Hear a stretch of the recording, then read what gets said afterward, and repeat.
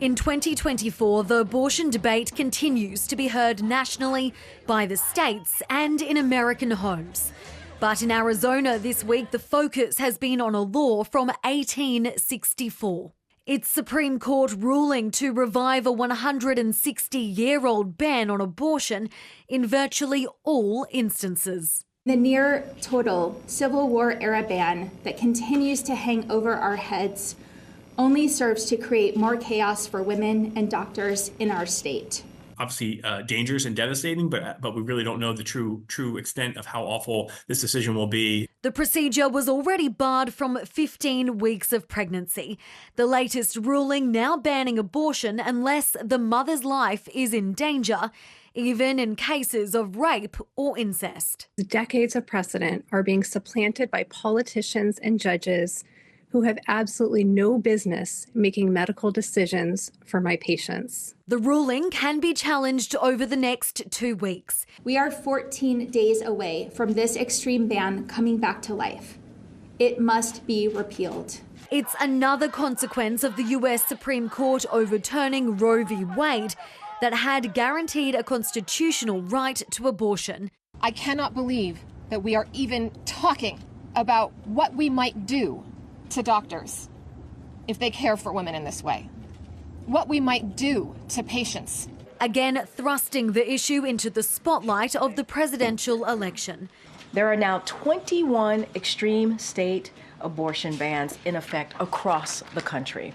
1/3 of all women of reproductive age now live in a state with an abortion ban. From Joe Biden's challenger earlier this week. This 50-year battle over Roe v. Wade took it out of the federal hands and brought it into the hearts, minds, and vote of the people in each state. It was really something. You must follow your heart of this issue, but remember, you must also win elections to restore our culture. To the people across Arizona who are concerned about the future of abortion rights in our state, you can make your concerns known at the ballot box. The Arizona ruling is the latest in legal setbacks for abortion rights.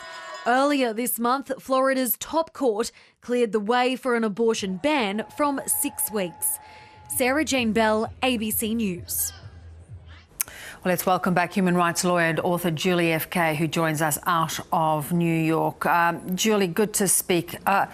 What is an arcane rule from the Civil War era playing a part in the rights of women in 2024? Well, I think it's just showing the aftershocks of the Supreme Court's overturning Roe versus Wade and how absolutely fervent anti-abortion opponents are in the United States to take away some of the most fundamental human rights that women have. Is this a rule? Is this a rule that people have tried to get off the statutes, so to speak?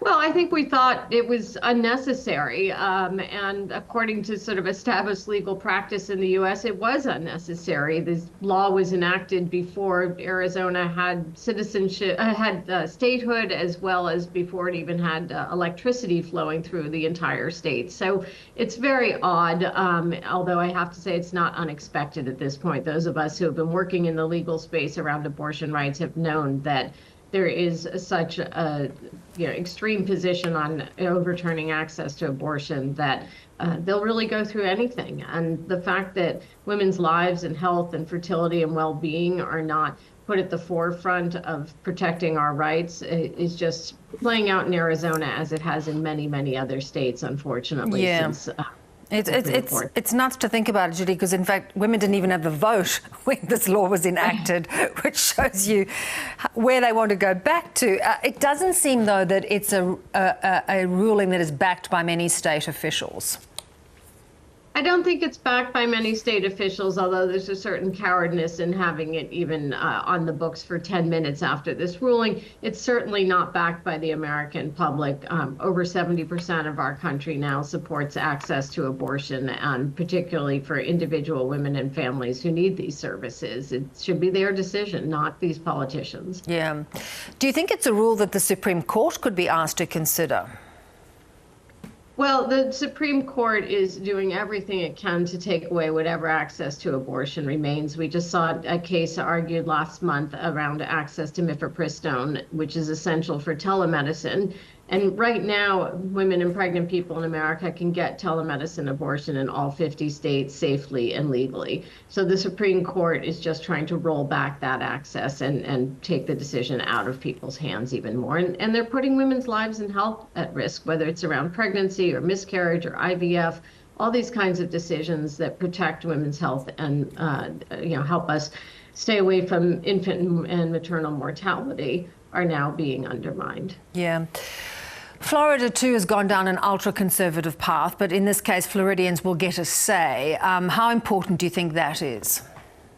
Well, I think these ballot initiatives are a really nice step forward. They do allow people to express their support for abortion, but they're slow and they're expensive. And so what we see in the meantime is tens of thousands, if not hundreds of thousands of women who are cut off from abortion access, although, as I mentioned, telemedicine abortion does exist. So there's real harm done while we wait for these ballot initiatives to hopefully get in the ballot, to hopefully pass, and then to be implemented by legislatures or by courts, who are often the very ones who put us in this pickle, so to speak. So we really do need to vote. This is an election year, and we need to vote not just on ballot initiatives, but really for the politicians and the state officials who understand this and who are going to be brave and speak up. I mean, it doesn't take much bravery to support abortion rights in America right now. It does take a level of forthrightness and transparency. We saw this past week the former President Trump trying to kind of tap dance his way around the issue, even though we know that he has really set us up to be in this spot where the Supreme Court has completely erased our rights on the national level. And we need to bring back those rights and indeed expand them. Yeah, I was interested in what you thought about that. It was like a bet each way, leave it to the states, and he's boasted about being the one who managed to get Roe v. Wade overturned. Right, and saying leaving it to the states is either a dodge or it's really a lack of fundamental understanding about jurisprudence in the United States, because we've seen even this month a case coming up about a conflict between federal protections for abortion access to women who are in the emergency room conflicting with state laws where the states are digging in their heels and saying we're not going to provide this care. So somebody has to be the adult in the room, so to speak, and say this is necessary health care, this is human rights access, this is what people want and need. So what we're seeing is that kind of wink, wink, nudge, nudge around, well, we'll leave it to the states or everything up to 15 weeks, all these attempts to kind of carve out an exceptionalism for themselves around the abortion issue that just doesn't exist in practice. Julie, if you are talking about 70% of Americans believe in the right of women to really control their own destiny and their own bodies, how much of an election issue is this going to be, do you think, come November in the presidential election? Well, that's an open question right now. We've seen when abortion is on the ballot by itself, about 7 states right now, people have overwhelmingly voted in support, but sometimes people aren't recognizing that this is part of the package that comes with a lot of officials who are using abortion rights as a wedge issue. So, we really need to recognize that this is a civil rights and human rights issue. When abortion is made illegal or criminalized, it really affects some of the most vulnerable populations. It's women in rural areas, younger women, those without access to transportation, women with problems with their immigration status, and disproportionately it affects women of color in this country. And that's something we really have to be reconciling and recognizing, that these human rights are something that shouldn't be voted on. And so we're going to vote where we can for the people who are going to stand up and really have the experience and recognition about how important access to reproductive freedom is. Really interesting juncture that the US is facing. Good to talk. Thank you so much. Thank you so much.